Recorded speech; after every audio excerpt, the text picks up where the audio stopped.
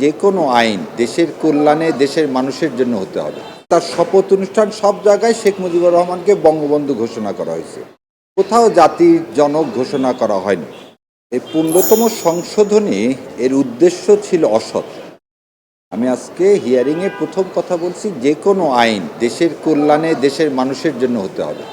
এই ১৫দশ সংশোধনীর নামে সেই বাকশালেরই আর একটা রূপ তৈরি করা হয়েছে এবং এখানে এই সংশোধনী যখন পার্লামেন্টে পাশ হয় তখন পার্লামেন্টে এটা নিয়ে কোনো ডিবেট হয় না, পার্লামেন্টকে এই ক্ষমতা দেওয়া হয় না। আওয়ামী লীগ ২০০৯ সালে তার যে ম্যানিফেস্টো, সেই ম্যানিফেস্টোতেও বলেনি ৭২ সালে এনারা ফিরে যাবে। তারপর আমি কোর্টকে দেখালাম যে ইতিহাসের বিকৃতি কনস্টিটিউশনের মাধ্যমে, সংবিধানের মাধ্যমে কীভাবে করা হয়েছে, যে আমাদের যে প্রোক্লামেশন ইন্ডিপেন্ডেন্ট ছিল, তারপরে আমাদের পরবর্তীতে তার শপথ অনুষ্ঠান সব জায়গায় শেখ মুজিবুর রহমানকে বঙ্গবন্ধু ঘোষণা করা হয়েছে, কোথাও জাতির জনক ঘোষণা করা হয়নি।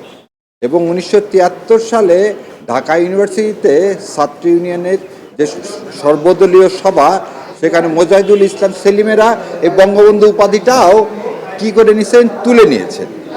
সো তাকে যে আপনি জাতির পিতা হঠাৎ করে বানালেন কিসের ভিত্তিতে? সে হতে পারে আওয়ামী লীগের কাছে জাতির পিতা হতে পারে, আওয়ামী লীগের কাছে দেশের মানে বঙ্গবন্ধু হতে পারে, কিন্তু সেটা আপামর জনসাধারণের না।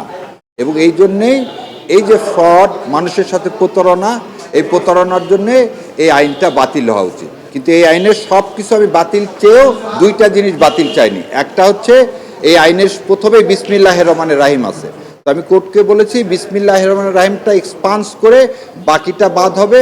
আর একটা হচ্ছে এই আইনের পঞ্চদশ সংশোধনীর পরে আমাদের ষষ্ঠ সংশোধনীর মাধ্যমে সুপ্রিম জুডিশিয়াল কাউন্সিলকে বাতিল করা হয়েছিল, সেটা সুপ্রিম কোর্ট যেহেতু রিস্টোর করছে, এখন এই পঞ্চদশ সংশোধনীতে যদি সুপ্রিম জুডিশিয়াল কাউন্সিল বাতিল করা হয় তাহলে একটা কনফ্লিক্ট দেখা দিবে।